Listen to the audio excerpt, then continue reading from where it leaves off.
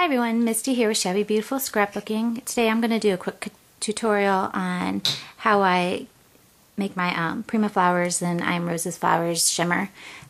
Really easy process. You use mica flakes. I'll have these available in my store. You use a tiny bit. I already mixed this up, but all you do is I just stuck my brush in, got as much as that would fit on my brush, put it in my bowl. And then you use a satin varnish, any kind. I just happen to have the Delta. Pour that in there a little bit, stir it up, and hope you can see this. You'll get this real glimmery, almost a paint.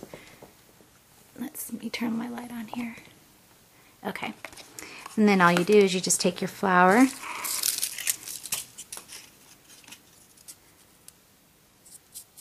and you just brush it on. Really, really easy, and you really won't believe the amount of shimmer that it adds.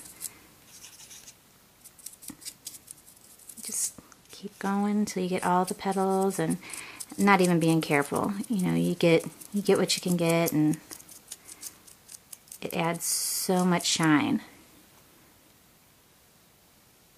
Just sparkles. Love it. Now, if you want to add, like I did, these over here, and I wanted them to be more shabby, a little, little discolored. Here's the difference. What I did was I just took Vintage Photo Distress ink. You could use whatever color you want.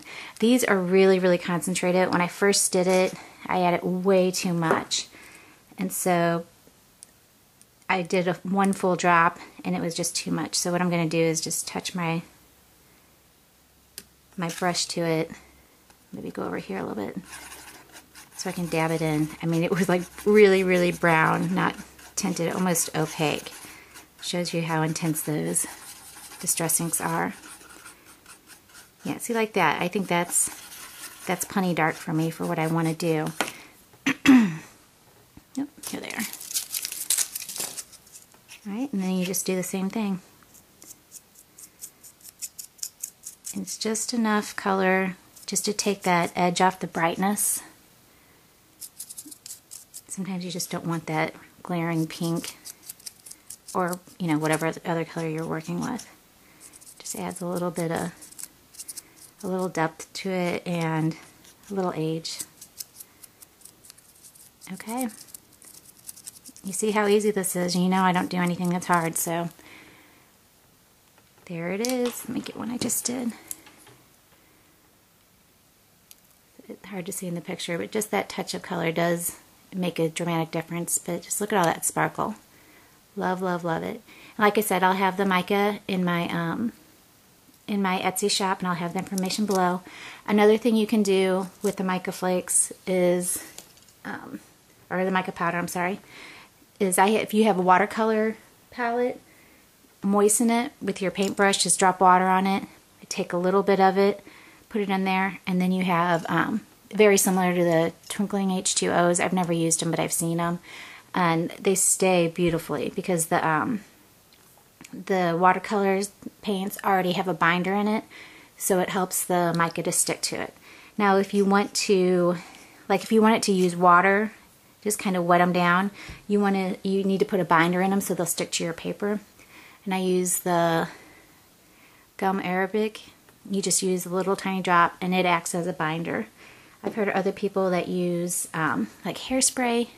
Not real sure about that on my projects that I would do that, but I don't know. Some people say that works. And like this little one, I watercolored it, and then I used the water mica and a little bit of the gum arabic as the binder and painted on here, and you get a lot of shimmer. And I also did, I'll be right back, hold on. I did a die cut, and I used the water solution, and look at that. Just a plain old die cut, and it just really transformed it. So the mica is really versatile. You can also make your own glimmer mist with it. Use a little couple drops of re-inker in a water bottle, and maybe like a little popsicle stick full of the glimmer mist, of the mica powder, and you've got your own glimmer mist. Anyway, you can do a ton with it. So that's it, I guess. See you guys later. Bye.